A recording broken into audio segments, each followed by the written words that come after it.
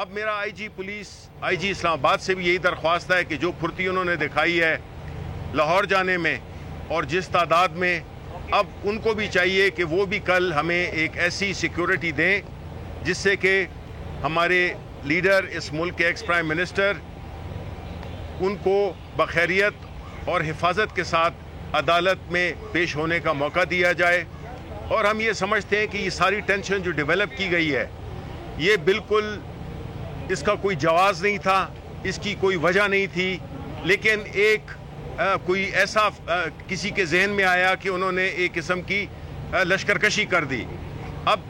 خان صاحب جنہوں نے کبھی انکار نہیں کیا کہ وہ عدالتوں کے سامنے پیش ہوں گے، اور 4 دن ان کے وارنٹ میں رہتے بھی تھے، 14 کو ہوا یہ آپریشن، جبکہ کورٹ میں 18 تاریخ جو کہ کل ہے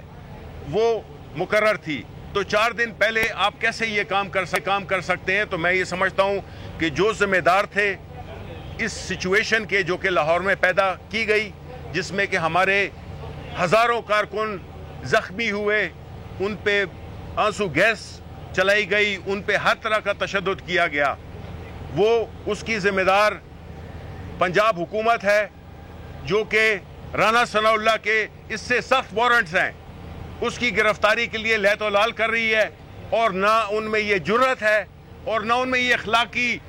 وہ ہے جرت ہے کہ وہ اگر عدالت کے، جو کہ وہ کل اپنے آئی جی پنجاب پولیس میں کہہ رہے تھے کہ انہوں نے عدالت کا حکم کو پورا کرنے کی تعمیل کرنی تھی، تو عدالت کے حکم کی تعمیل رانا ثناء اللہ کے کیس میں بھی کریں آپ، تاکہ لوگوں کو یہ نظر نہیں آئے کہ پاکستان پیمانے ہیں انصاف کے۔ اس لیے ہم یہ امید کرتے ہیں کہ یہ جو اس وقت جو یہ بیٹھی ہوئی حکومت ہے، جو پاگل پن اختیار کیا ہوا ہے، اس نے جو انتقام میں اندھی ہوئی ہے، جو کہ ایک کرپٹ فراز اس وقت میڈیا کے نمائندگان سے گفتگو کر رہے ہیں۔ سپریم کورٹ کے منصور علی شاہ صاحب جسٹس ایک آرڈر پاس کیا ان کی بینچ نے، اور اس آرڈر کے اندر انہوں نے بڑا کلیئر بتا دیا کہ جی بریت کی جو درخواستیں ہیں وہ کب کب لگیں گی۔ اس میں سے ایک وجہ انہوں نے بتائی کہ جی جب کوئی کرائم ہی نہ ہوا ہو تو بری کر دیں، تاکہ عدالتوں پہ بوجھ نہ رہے، وہ کیسز چلتے نہ رہے۔ سپریم کورٹ کی مثالیں کب بنائے گا؟ ایسے لوگوں کے خلاف جو اس طرح کی ایف آئی آر کاٹ رہے ہیں، ویسے آفیسرز، اور ایسے لوگ جو اس طرح کے کیسز کو ججز چلا رہے ہیں۔